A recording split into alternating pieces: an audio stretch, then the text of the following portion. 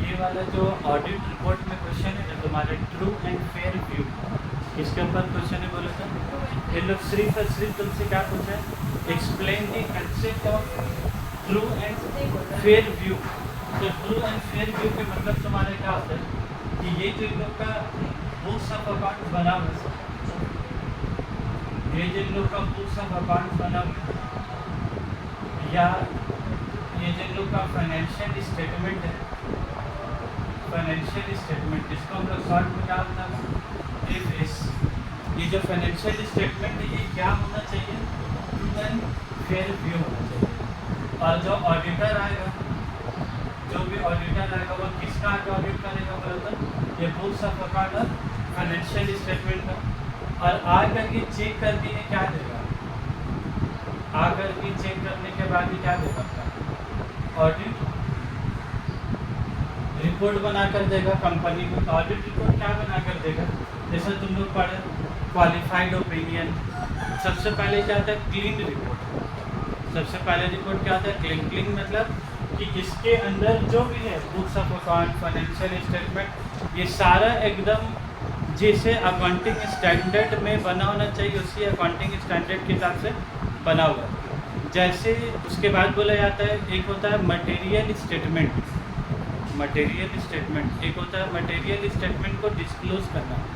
जैसे इंसान बिजनेस का जो अहम बात है, बिजनेस का जो अहम बात है, ये सारा अहम बात जो भी मीटिंग वगैरह हुआ या कुछ आने वाला, कुछ एग्रीमेंट करने वाला है, कुछ एक्सपेंशन करना, ये सारा बात ये फाइनेंशियल स्टेटमेंट में क्या होना चाहिए, तुम्हारा डिस्क्लोज होना चाहिए।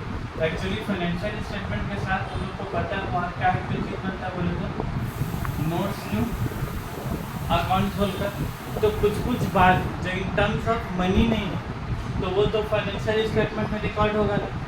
कुछ बात इन टर्म्स ऑफ मनी नहीं है लेकिन वो आने वाला दिन के लिए, फ्यूचर के लिए, बिजनेस के लिए जरूरी है। तो वो सारा बात फिर कहाँ लिखा होना चाहिए, नोट्स टू अकाउंट। जैसे अकाउंटिंग स्टैंडर्ड क्या फॉलो कर रहे हैं, जैसे कि क्या फॉलो कर रहे हैं मतलब जैसे सर अकाउंटिंग स्टैंडर्ड 6 डेप्रिसिएशन। अब डेप्रिसिएशन में जैसा एक SLM मेथड हुआ, एक रिटर्न ऑन वैल्यू मेथड हुआ, तो तुम कौन सा डेप्रिसिएशन का मेथड फॉलो कर रहे हो, ये सारा बात नोट्स टू अकाउंट में क्या लिखा होना चाहिए। मतलब जो डायरेक्टर होगा उसको सारा बात डिस्क्लोज करना होगा। तो वैसे ही मटेरियल स्टेटमेंट मतलब होता है कि जो काम का बात है और सारा काम का बात यहाँ पर ही डिस्क्लोज होना चाहिए।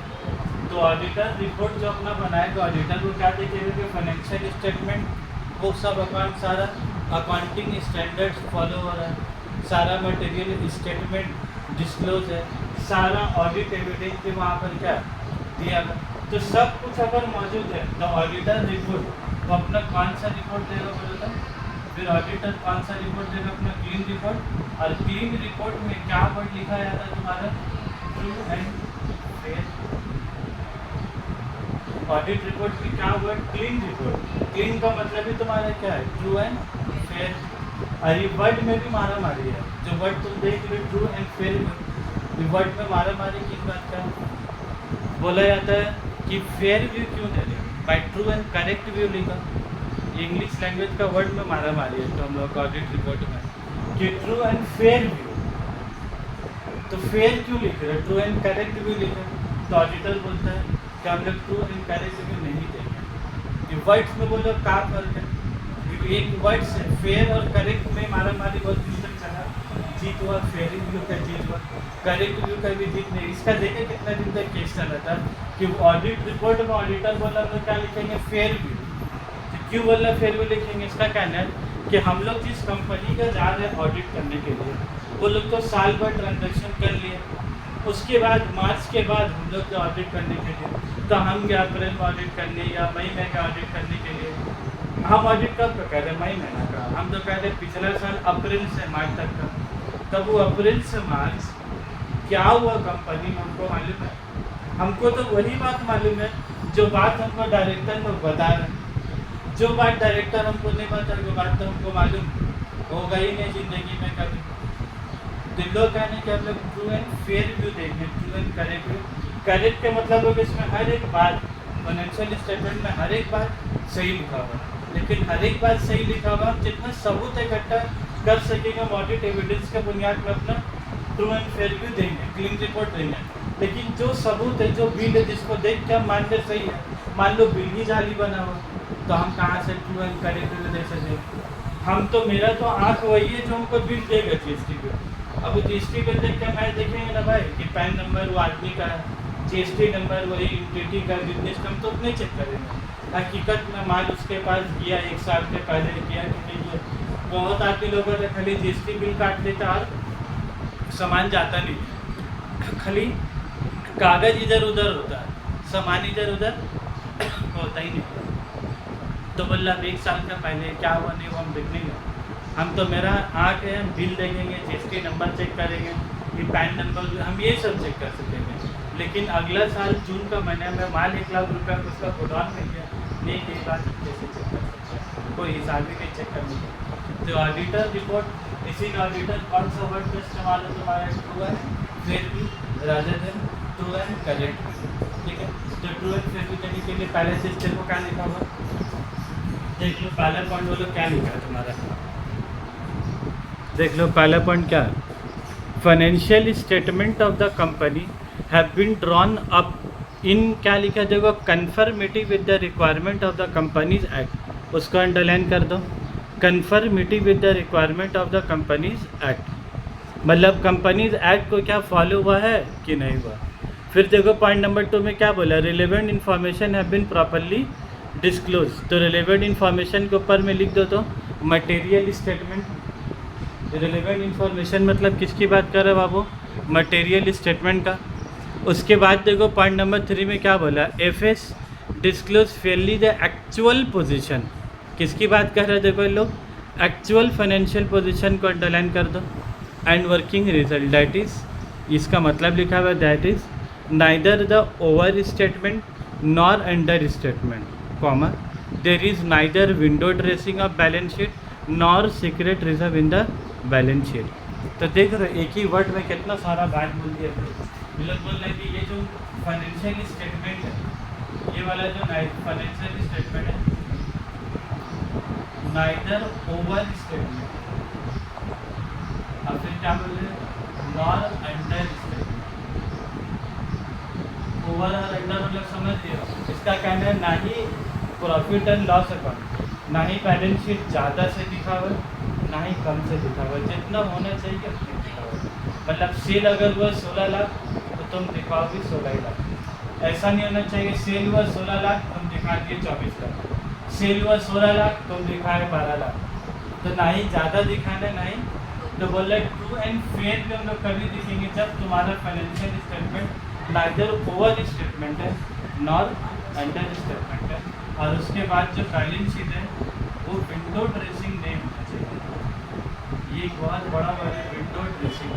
विंडो ड्रेसिंग मतलब क्या होता है, जैसे बैलेंस शीट है, कोई भी इंसान, कोई भी इन्वेस्टर, क्या वो मेरे ऑफिस आ रहा है, मेरा फैक्ट्री आके चेक करके जा रहा है, उसको मेरा ऊपर ट्रस्ट किसका ऊपर, वो बोला आपका कारोबार कैसे चल रहा है, किया उसको ताकि इसको अपना ID कार्ड दिया, उसमें PL बैलेंस शीट सब बना हुआ है। तो मेरा PL बैलेंस शीट देख के भरोसा कर रहा है, लेकिन बैलेंस शीट में एसेट लिखा है 5 लाख और बेटा एसेट मेरे पास है ही 3 लाख का।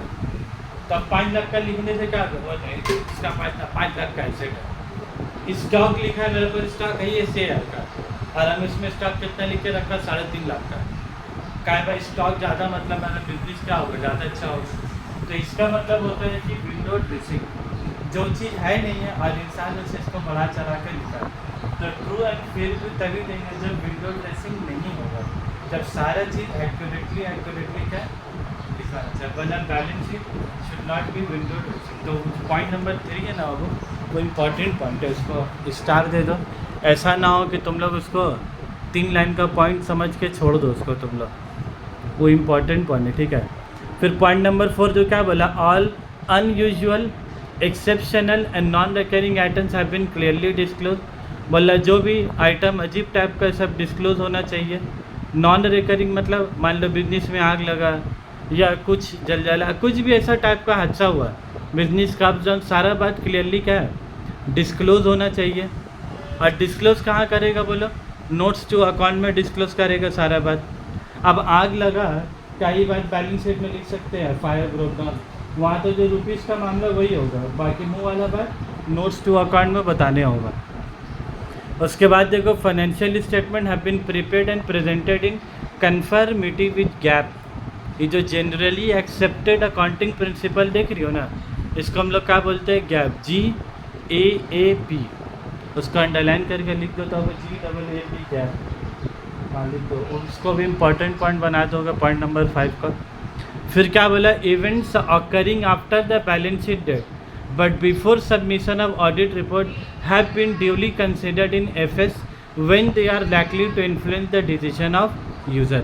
ये लाइन बहुत हैवी बोला है, event occurring after the balance sheet date but before submission of audit report. इसका मतलब क्या हुआ? इसका मतलब ये होता है, ये वाला डेट है 1 अप्रैल 2022 से 31 मार्च 23 तक, और तुम ऑडिट मान लो तुम कब कर रहे हो? 15 अगस्त 2023 को तुम क्या कर रहे हो? ऑडिटर आके अपना क्या दे रहा है? ऑडिट रिपोर्ट दे रहा है। और ऑडिट रिपोर्ट को किसका बनाएगा? ये वाला साल का बनाएगा, फाइनेंशियल ईयर 2022-23 का।